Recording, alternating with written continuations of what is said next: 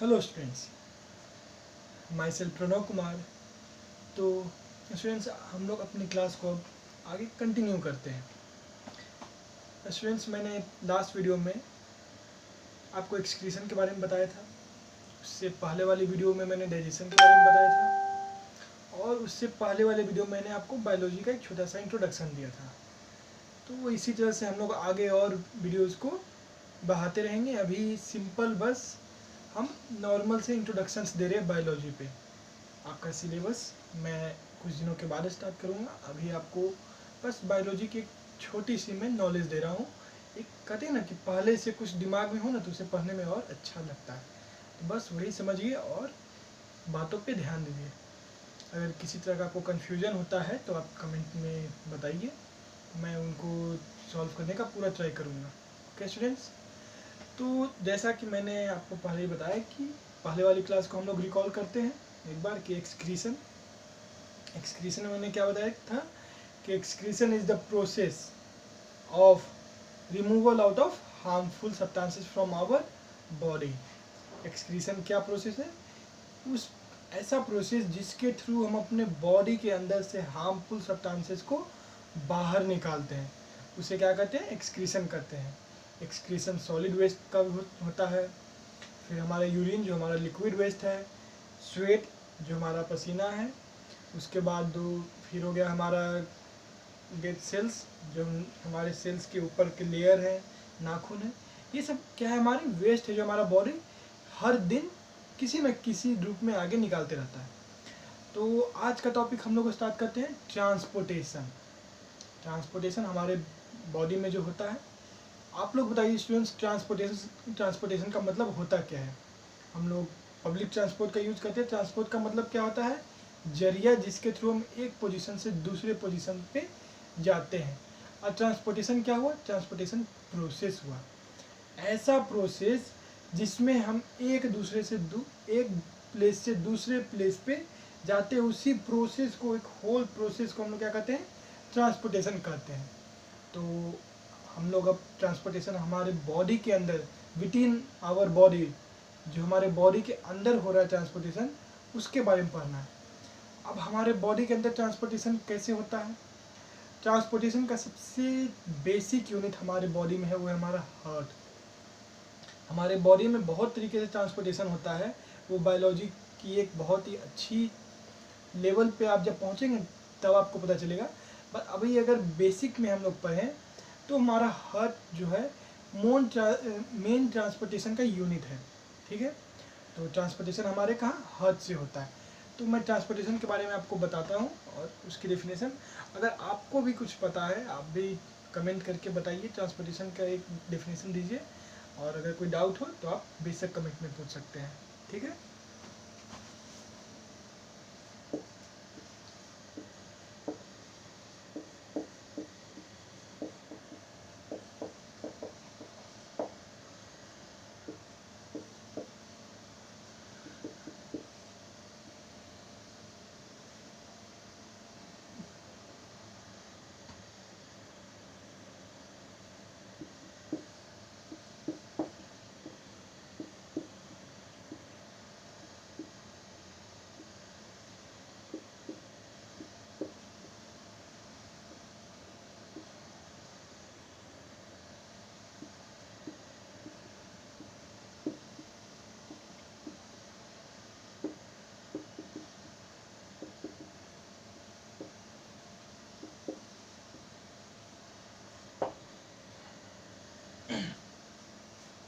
तो स्टूडेंट्स, जैसा कि आप लोग देख रहे हैं कि मैंने यहाँ ट्रांसपोर्टेशन का एक सिंपल सा डेफिनेशन लिखा है। The process of movement of substances with in our body. मैंने आपको पहले ही बताया था कि हम हर चीज़ हमारे बॉडी के रिलेटेड पढ़ रहे हैं, तो यहाँ जो भी प्रोसेस होगा उसमें हमको अपनी बॉडी को मेंशन करना जरूरी है। ठीक है, तो ट्रांसपोर्टेशन क्या है? द प्रोसेस ऑफ मूवमेंट, एक ऐसा प्रोसेस जिसमें मूवमेंट होता है सब्सटेंस का, कोई भी तरह का सब्सटेंस हो, विद इन आवर बॉडी, मतलब हमारे बॉडी के अंदर ही, हमारे बॉडी के अंदर जितना भी तरह का मूवमेंट होता है सब्सटेंसेस का, चाहे वो ब्लड का हो, चाहे वाटर का हो, चाहे फूड का हो, वो सारी चीज़ को हम लोग क्या कहते हैं, ट्रांसपोर्टेशन।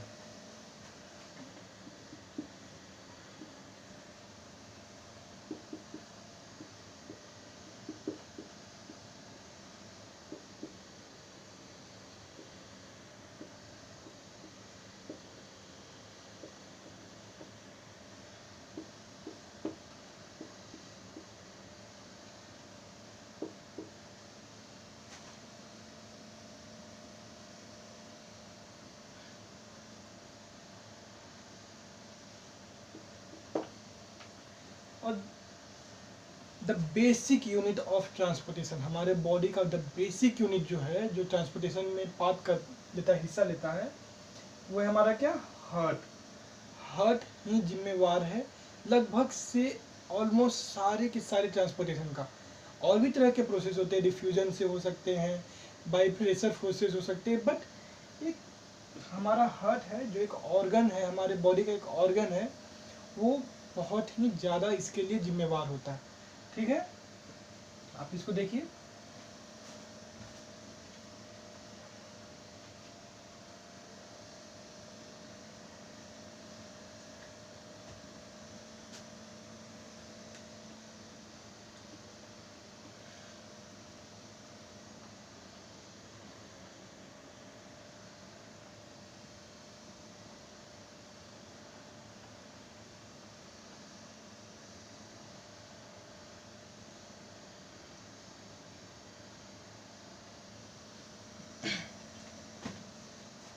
तो स्टूडेंट्स, हम लोग अभी हार्ट के बारे में बात कर रहे थे। तो ट्रांसपोर्टेशन में हम सबसे पहले चलते हैं ट्रांसपोर्टेशन ऑफ ब्लड। ठीक है, अब इसमें हम ब्लड के बारे में जानते हैं कि एक्चुअली हमारा ब्लड है क्या। तो ब्लड एक सेमी सॉलिड सब्सटेंस है। सेमी सॉलिड ना कह के उसे हम सेमी लिक्विड कहेंगे तो ज़्यादा बेहतर होगा।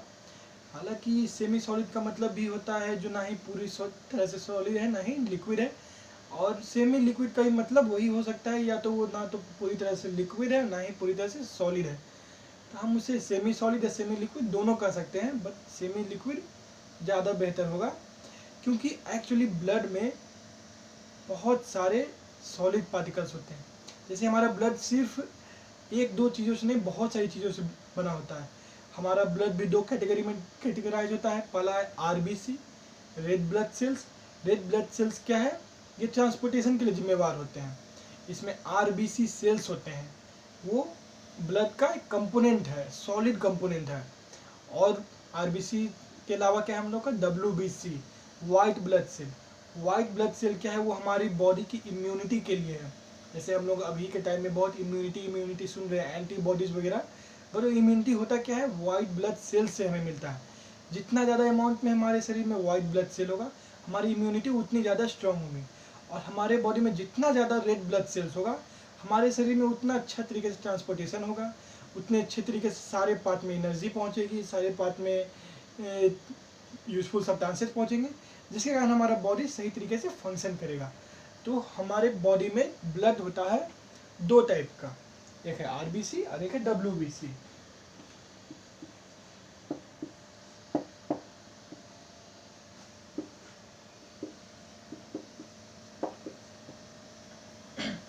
अब आरबीसी और डब्ल्यूबीसी, एक्चुअली में आरबीसी हम लोग कहते हैं रेड ब्लड सेल्स या white blood cell, WBC, but actually में इन्हें हम लोग कहते हैं रेड ब्लड कार्पस्कल्स।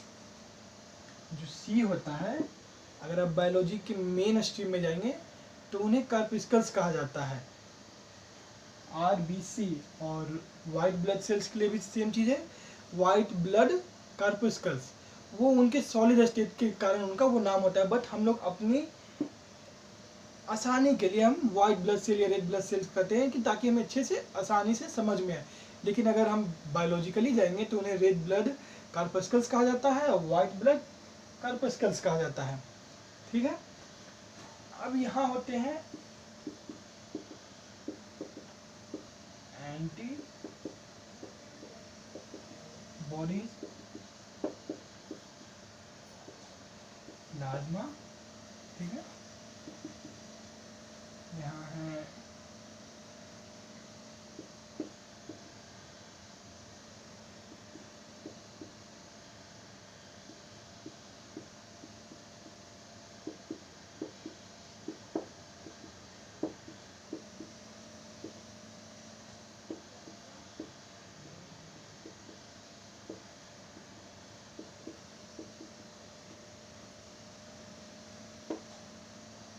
ठीक है स्टूडेंट्स। तो हमारे वाइट ब्लड सेल्स में क्या क्या होते हैं, एंटीबॉडीज। सबसे मेन कंपोनेंट होता है वाइट ब्लड सेल्स का या वाइट ब्लड कॉर्पस्कल्स का, एंटीबॉडीज होते हैं उसमें। प्लाज्मा होता है, प्लाज्मा एक एलोइस सब्सटेंस होता है जो साथ में मिक्स रहता है। प्लाज्मा के कारण ही वाइट ब्लड सेल इसे कहा जाता है, वो उसके साथ मिक्स रहता है, इसीलिए कलर उसका देखने में वाइटिश टाइप का लगता है। ठीक है, कंप्लीट वाइट नहीं होता है, बट आप जब उसे देखेंगे तो वो थोड़ा वाइटिश लगेगा, इसे उन्हें वाइट ब्लड कॉर्पस्कल्स कहा जाता है, वाइट ब्लड सेल्स या वाइट ब्लड कॉर्पस्कल्स। उसके बाद आते हैं हमारे रेड ब्लड सेल्स या रेड ब्लड कॉर्पस्कल्स। ठीक है, इसमें होता है solid round shaped RBC. RBC क्या होते हैं, वो राउंड शेप्ड होते हैं। ठीक है, तो वो सॉलिड स्टेट में जो रहते हैं वो ट्रांसपोर्टेशन में जो हेल्प करते हैं। वो ट्रांसपोर्टेशन में क्या क्या हेल्प कर सकते हैं, वो मिनरल्स को ट्रांसपोर्ट करते हैं, ऑक्सीजन ट्रांसपोर्ट कर सकते हैं, गैसेस ट्रांसपोर्ट कर सकते हैं। वो मतलब हमारे बॉडी में हर एक चीज़ को, जैसे हमारे डे टू डे लाइफ में बस, ट्रक, ट्रेन वगैरह जो हर चीज़ को ट्रांसपोर्ट कर सकता है, उसी तरह हमारे शरीर के अंदर आरबीसी हर चीज़ को ट्रांसपोर्ट करते हैं with in our body whole system में। ठीक है, उसका उसमें भी प्लाज्मा भी होता है उसमें भी, क्योंकि प्लाज्मा हमारे बॉडी को रजिस्ट करता है, वो हमारे ब्लड को थिक बनाता है। ठीक है, उसके बाद है वाटर। वाटर हमारे बॉडी में भी बहुत ज़्यादा इम्पोर्टेंट है, तो वही water white blood red blood sales के साथ मिक्स होके सारे बॉडी में पहुंचता है। उसके बाद है मिनरल्स। अब अलग अलग तरह के मिनरल्स भी ज़रूरी हैं, मिनरल्स रहेंगे तभी अच्छे तरीके से फंक्शन होता है। तो मिनरल्स इतनी सारी चीज़ें, इसके अलावा भी चीज़ें होते हैं। मैं बस एक शॉर्ट इंट्रोडक्शन दे रहा हूँ कि ये चीज़ें होती है, जिससे आपका दिमाग में ये बैठ जाए कि सिर्फ हमारे खून में ऐसी ऐसी चीज़ें नहीं होती, इसके अलावा भी बहुत सारी चीज़ें होती हैं। ठीक है, तो हमारे ब्लड के बारे में बात हुआ कि ब्लड भी दो टाइप के होते हैं, एक होते हैं आरबीसी, एक होता है डब्ल्यूबीसी। आरबीसी हो गया रेड ब्लड सेल्स या रेड ब्लड कॉर्पस्कल्स, और डब्ल्यूबीसी हो गया वाइट ब्लड सेल्स और वाइट ब्लड कॉर्पस्कल्स। ओके स्टूडेंट्स,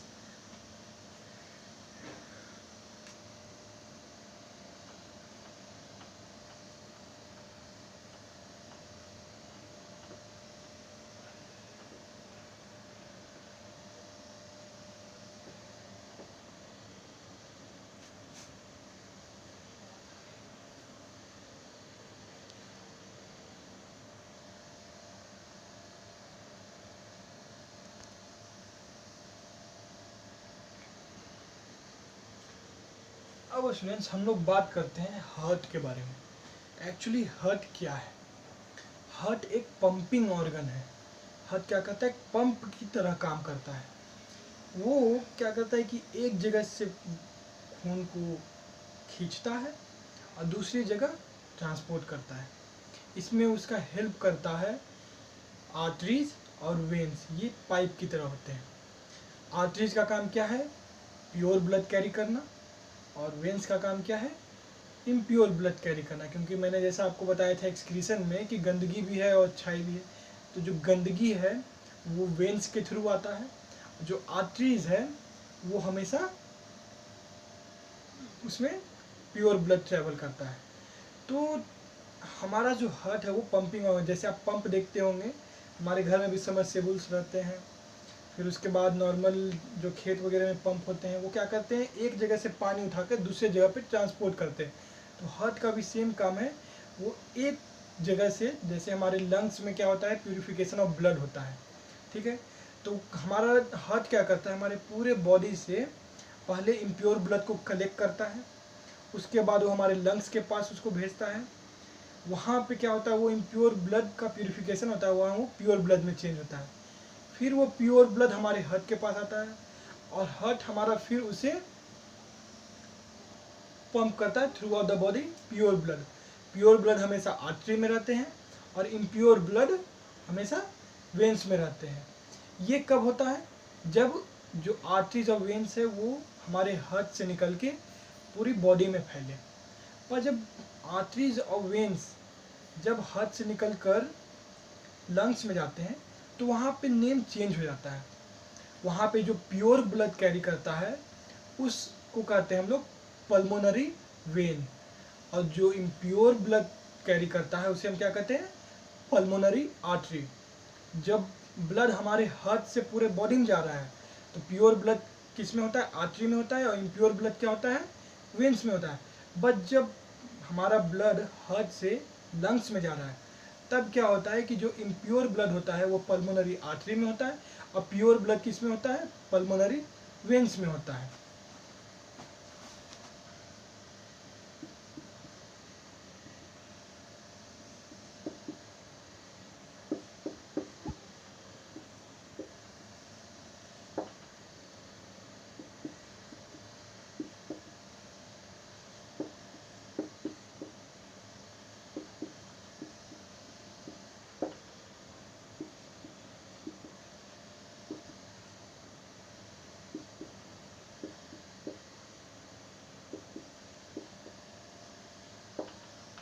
ये हमारा कंडीशन है जब हार्ट टू बॉडी, मतलब हार्ट से बॉडी में जाता है खून, तब क्या होता है, आर्टरी में प्योर ब्लड होता है, वेन्स में इम्प्योर ब्लड होता है।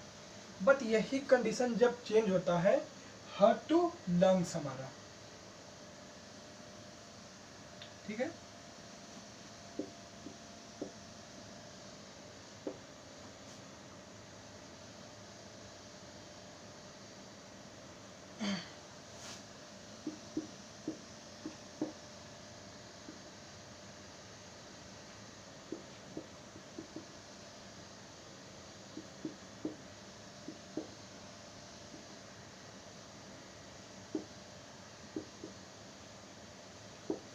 ठीक है स्टूडेंट, बट जब हार्ट से लंग्स में ट्रेवल करता है तब पल्मोनरी वेन्स में हमारा क्या होता है, प्योर ब्लड होता है, और आर्टरी में क्या, पल्मोनरी आर्टरी में क्या होता है, इम्प्योर ब्लड होता है।